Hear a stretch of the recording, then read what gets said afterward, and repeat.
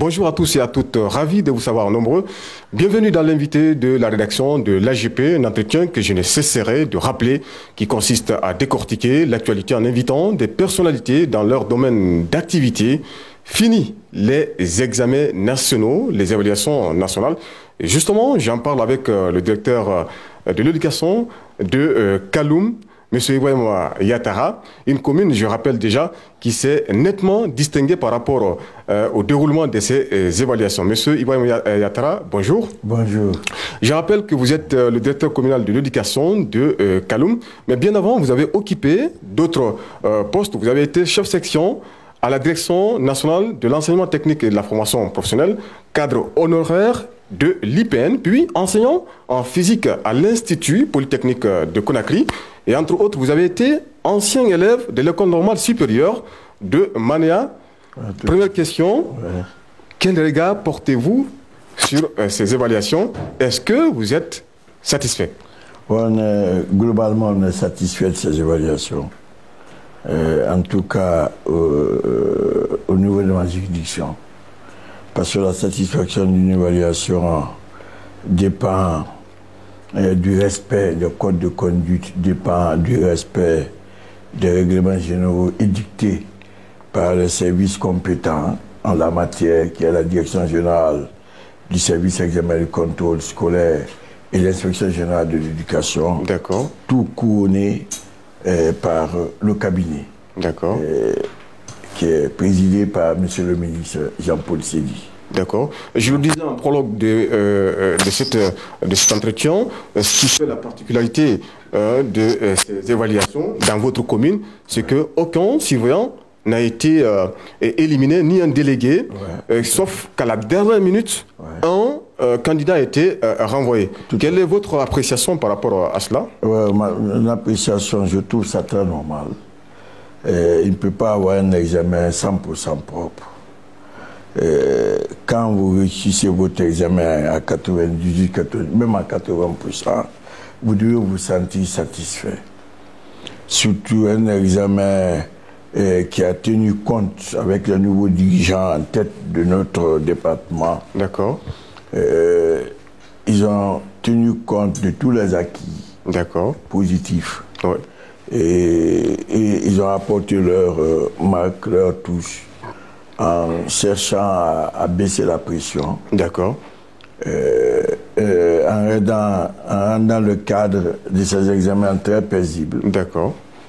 Et moins protocolaire, pour ne pas que même ceux qui ne sont pas... Et justement, là, vous parlez des structures déconcentrées au niveau de votre direction communale. Vous, à votre niveau, quel a été le secret? Bon, le secret découle de l'instruction de la lettre que M. le ministre nous a adressée. Une lettre où on était soumis à faire la sensibilisation en amont. D'accord. Donc, ces examens... Ce qui veut dire que vous avez été dans chaque école pour faire une sensibilisation. Tout à fait. Chaque école a organisé la sensibilisation. D'accord. C'est ce qui fait la réussite de cet examen. Parce que le ministre a pris, a initié qu'on sensibilise a priori pour ne pas, à la dernière minute, venir et mettre la pression sur les enfants. D'accord. Donc, tous les acteurs qui s'étaient impliqués, les acteurs sociaux, les APAE, les syndicats, les parents d'élèves, chacun à la place qui est la sienne, était averti des dispositions qu'on doit adopter pour que l'examen se déroule dans la plus grande justice. D'accord. Parce que c'est ce qui est important.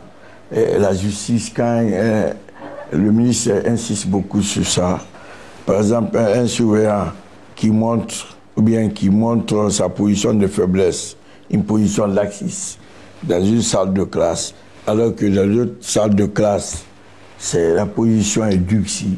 D'accord. Donc si on le fait, les résultats ne seront pas des résultats justes. D'accord. Pourquoi les autorités ont tenu, et nous aussi, on a compris qu'il faut avoir confiance aux enseignants. D'accord. C'est vrai qu'on a connu par ailleurs des cas de fraude des enseignants et puis des délégués qui ont été éliminés en parlant de ces évaluations, de ces examens nationaux. Je rappelle que le ministère de l'Enseignement préuniversitaire a saisi le parquet de Kaloum par rapport à un système de fraude qui a été organisé, qui a été sur un réseau social qu'on appelle WhatsApp. Quelle est votre appréciation par rapport à cela? Mon appréciation, c'est que on veut qualifier notre système éducatif. C'est pas seulement les examens qui qualifient le système éducatif, mais ça donne des alertes aux élèves, aux enseignants, que vraiment que c'est le mérite qui doit prévaloir. D'accord. Donc, prendre des mesures dans un contexte de mondialisation où la nouvelle technologie s'impose à nous, où les élèves, les candidats tiennent coûte que coûte à gagner, même si quand ils ne méritent pas, ils vont passer par 1000 moyens. C'est leur monde, l'informatisation à outrance qui s'impose. Donc, nous aussi, chaque année, nous mettons des éléments pour contrecarrer cet état de fait. Justement, ce que je voudrais dire, parce que nous sommes à l'ère du numérique, mais par rapport à ces constats, à cette observation, on voit que le ministère a montré toutes ses limites. Le ministère a fait deux choses qui sont extraordinaires. D'accord. D'abord, on a mis en place l'inscription sur la plateforme. D'accord. Qui a filtré, qui a dégraissé tous les cas qui ne sont pas dans les normes. D'accord. Tous les diplômes qui ne sont pas dans les normes. Donc, il y a eu beaucoup de candidats qui n'ont pas été acceptés par notre plateforme. D'accord. Il y a eu une sorte de dégraissage des effectifs des candidats. Donc, ça fait de l'économie pour le pays. Ça, c'est un. De deux, les sujets, il y avait des codes QR. D'accord. Donc, avec le code QR, si tu te mets à photographier le sujet, tout de suite tu es situé. D'accord. Donc, vous avez vu, on ne les empêche pas, mais nous aussi, nous prenons l'antipode de leur stratégie pour les bloquer, pour ne pas que les parois soient poreuses. D'accord.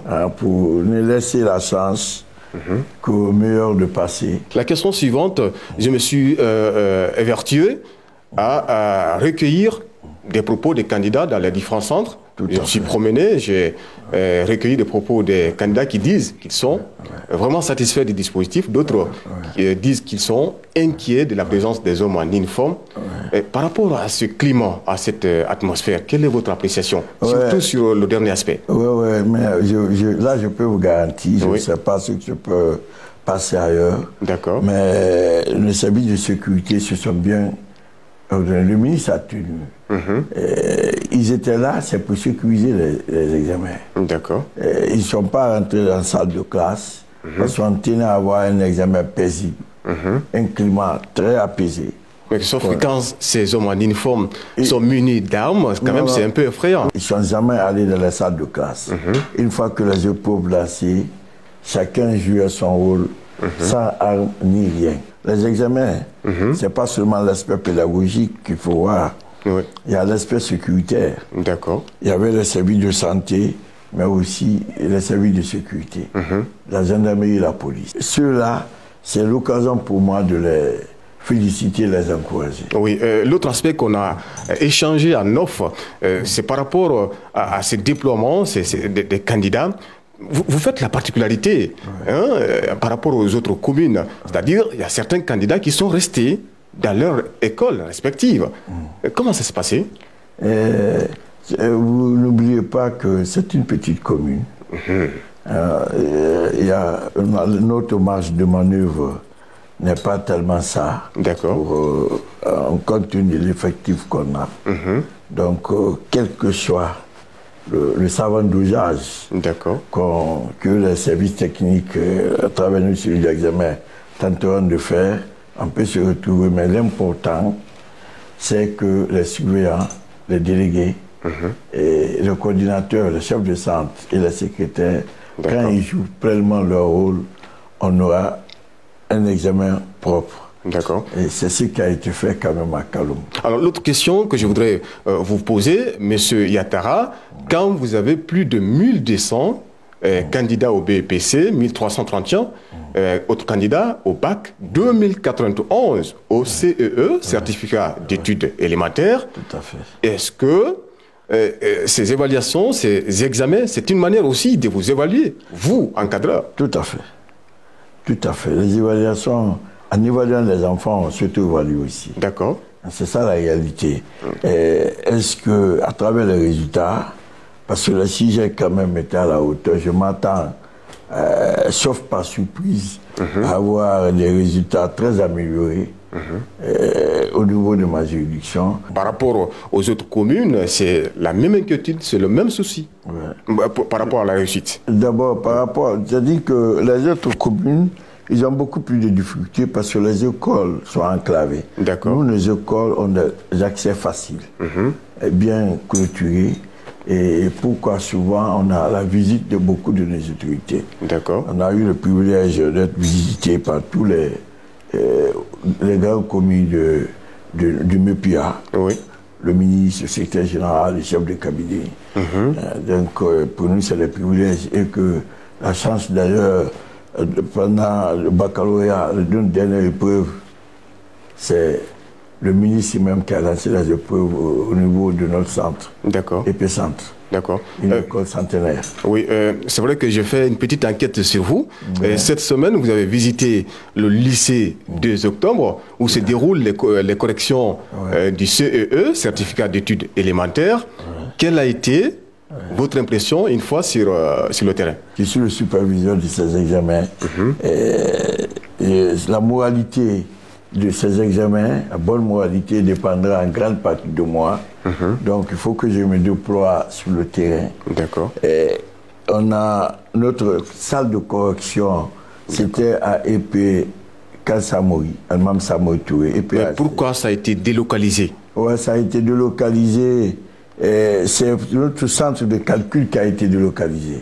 Mais habituellement, quand Samori est sécurisé, quand j'évoque le problème de sanction de garnison, donc il y a un climat paisible qui est déjà là pour permettre à nos correcteurs de travailler en toute quiétude. Mais maintenant, le centre de calcul a été délocalisé. Vous avez parfaitement raison. Je comprends que vous avez fait vos investigations. On a envoyé ça au lycée 2 octobre parce que notre centre de calcul a été impacté lors de l'explosion du dépôt central d'hydrocarbures de Corenty. Donc ça a sérieusement touché. Donc pour parer, pour corriger cela de manière temporaire, le centre de calcul, on l'a envoyé au lycée 2 octobre. Et cette fois-ci, les choses sont en train de se passer dans de très bonnes conditions. Oui, par le passé, les corrections, ça prend du temps. Et quand vous avez été sur le terrain, comment vous avez trouvé l'atmosphère? Oui, l'atmosphère était là, calme. Parce que c'est ce que le département exige, la sérénité sur toute la chaîne. Parce que les examens, ce n'est pas seulement dans la salle de classe. Les examens, c'est les lieux que vous évoquez, les centres de correction, les centres de calcul, l'analyse de ces résultats. Donc, tout ça là, c'est seulement dans la salle de classe qui est la partie visible des examens. Monsieur Ibrahim Yattara, directeur communal de l'éducation de la commune de Kaloum, merci. Oui, je vous remercie vraiment. Voilà, ces propos de monsieur Ibrahim Yattara, directeur communal de l'éducation de Kaloum, mettent fin à cet entretien. Merci aux internautes, merci également à l'équipe technique. Merci de nous suivre sur les différentes plateformes digitales. Vous pouvez consulter notre site, le www.agpguinée.com. AGP, au cœur de l'information.